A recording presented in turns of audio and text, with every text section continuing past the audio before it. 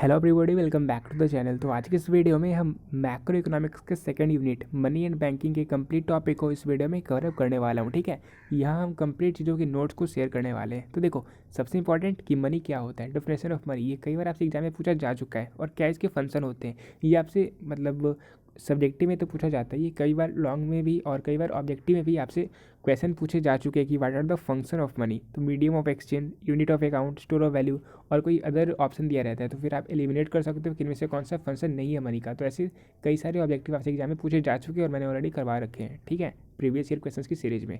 तो फिर आप देख सकते हो मनी सप्लाई क्या होता है, ये सारे क्वेश्चंस कई बार एग्जाम में पूछे जा चुके हैं, तो इस तरीके से आप इसे आंसर कर सकते हो। फिर सेंट्रल बैंक हम किसे कहते हैं, डिमांड डिपॉजिट क्या होता है, टाइम डिपॉजिट क्या होता है, इन सभी के आंसर्स दिए हुए हैं। इन सभी को आप अच्छे से एग्जाम में भी आंसर कर सकते हो, क्योंकि एग्जाम में कई बार क्वेश्चंस पूछे जाते हैं डायरेक्टली इस टॉपिक से।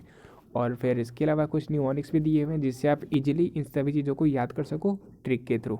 ठीक है, इनके कॉमर्शियल बैंक इनके क्या फंक्शन है, सेंट्रल बैंक इनके क्या फंक्शन है, ये सारी चीज़ें यहाँ पे दी हुई है।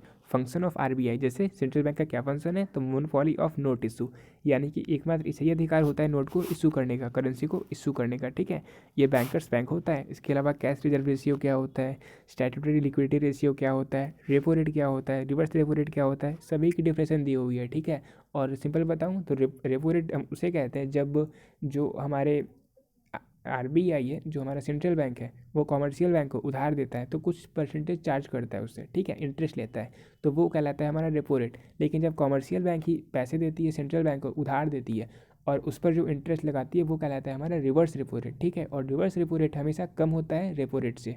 ठीक है, तो ये सारी चीज़ें ही आप पढ़ोगे समझ जाओगे। फिर ओपन मार्केट ऑपरेशन भी कई बार आपसे एग्जाम में क्वेश्चन पूछा गया है, तो आप इस तरीके से इजीली आंसर कर सकते हो। और आपको अगर चाहिए इस चैप्टर का माइंड मैप, तो आप यहाँ पे देख भी सकते हो। और अगर आपको कंप्लीट नोट्स की पीडीएफ चाहिए तो वो भी आप ले सकते हो। ठीक है, इसके लिए आपको कुछ पे नहीं करना, बल्कि आपको इस वीडियो के डिस्क्रिप्शन बॉक्स को चेक करना है, वहाँ पे मैंने एक लिंक शेयर किया, उस लिंक पर आप क्लिक करोगे तो फिर आपको एक पासवर्ड को टाइप करना है, और पासवर्ड है ECONOMICS, यानी कि इकोनॉमिक्स आप टाइप करोगे सारे वर्ड शॉर्ट में, तो ये जो पीडीएफ है ये ओपन हो जाएगा। फिर इसे आप डाउनलोड कर सकते हो और जब चाहो जहाँ चाहो आप रिवाइज कर सकते हो। ठीक है, तो मिलते हैं अपनी नेक्स्ट वीडियो में, तब तक के लिए पैसा।